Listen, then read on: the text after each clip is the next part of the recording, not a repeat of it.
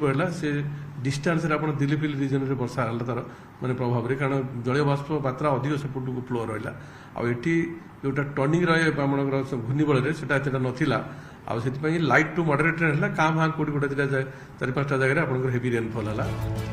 लघुचाप प्रभाव में आसंता 2 दिन जाए राज्य में वर्षा लगी रहिबो विशेषकर उत्तर ओडिशा रे प्रबल वर्षिब मयूरभंज सुंदरगढ़ और केन्दुझर रे अति प्रबल वर्षा संभावना रही सहित उत्तर और आभ्यंतरीण जिले में आसंता 24 घंटा प्रबल वर्षा रही। उत्तर ओडिशा पश्चिमबंग उपकूल में सक्रिय लघुचाप यार प्रभाव में बालेश्वर भद्रक केन्द्रापड़ा जगतसिंहपुर ढेंकानाल अनुगुल देवगढ़ सुंदरगढ़ झारसुगुड़ा संबलपुर और बरगढ़ जिले में प्रबल वर्षा नहीं येलो अलर्ट जारी करिछि पाणीपाग विभाग। समुद्र अशांत थिबारु 3 जाए मत्स्यजीवी को समुद्र जीवाक बारण करा जायछि।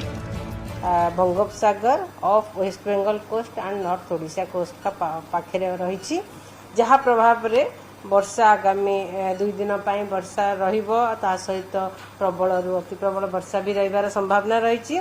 आगामी 24 घंटा रे प्रबल वर्षा अधिकांश स्थान रे हल्का रु मध्यम वर्षा रहिबा सहित प्रबल रु अति प्रबल वर्षा किछि किछि जगह रहिबार संभावना रही। प्रबल वर्षा मोस्टली रहिबार संभावना अछि। 1 तारिख राज्य में कमिब वर्षार परिमाण या 4 रु पुणी बढ़िबो। अन्यपटे जून 1 तारिख एपर्यंत राज्य में 30% कम वर्षा रही। 2 जिले में सर्वाधिक नियंटिया वर्षा एबे भी रहितिबा बेले 16 जिले में स्वाभाविक ठारू कम एवं 10 जिले में स्वाभाविक वर्षा होईछि। केवल मालकानगिरी जिले में स्वाभाविक ठारू अधिक वर्षा रेकर्ड होईछि। भुवनेश्वर कैमरा पर्सन आलोक मिश्र निरुपमा बेहेरा न्यूज 18 ओडिया।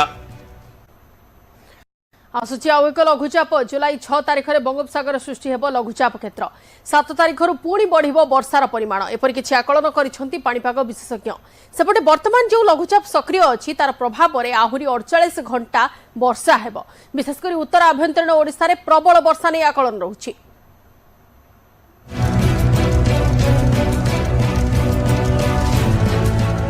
आसुची आउ एक लघुचाप पाणीपाग विशेषज्ञ शरदचंद्र साहू कहवा अनुसार जुलाई 6 तारिख बेलू उत्तर ओडिशा और पश्चिमबंग उपकूल में एक लघुचाप क्षेत्र सृष्टि होबार संभावना रही। यार प्रभाव में जुलाई 7 तारिख राज्य में भल वर्षा हेब। एबे बंगोपसागर में लघुचाप सक्रिय थिबा सत्वे पश्चिम दिगरू राज्य को पवन प्रवेश